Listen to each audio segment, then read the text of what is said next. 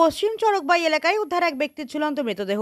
ঘটনার বিবরণে জানা যায়, বৃহস্পতিবার আনুমানিক 2 ঘটিকায় বাইখরা থানায় খবর আসে পশ্চিম চরকবাই পশ্চিমপাড়ায় নিজ বাসভবনে ফাঁসিতে আত্মহত্যার পথ বেছে নিল কার্তিক ধর বয়স 45 নামে এক ব্যক্তি।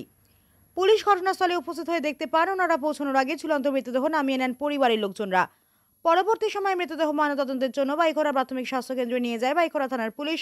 এই আত্মহত্যার ঘটনার বিবরণ জানাতে গিয়ে বাইখরা থানার দায়িত্বপ্রাপ্ত অফিসার জানান, পরিবারের লোকজনদের কাছ থেকে জানতে পারেন কার্তিক ধর দীর্ঘদিন মানসিক সমস্যায় ভুগছিল, তাই সকলের ধারণা মানসিক রোগে তিনি আত্মহত্যার পথ বেছে নেন।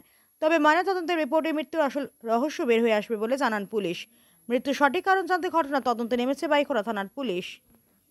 আজ আনুমানিক 2 ঘটিকার সময় আমরা বাইখরা থানার একটা ইনফরমেশন পাই যে কার্তিক ধর বাবা লেট সুনীল ধর উনি ওনার ঘরে আত্মহত্যা করেছে ফাঁসিতে ঝুলে।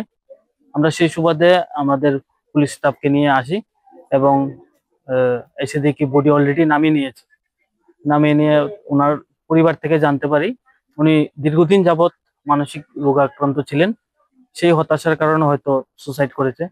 কিন্তু আমরা পোস্টমর্টম করার পর পোস্টমর্টম রিপোর্ট আসলে আমরা বাকি তদন্ত সাপেক্ষে আমরা রিপোর্ট দিতে পারবো।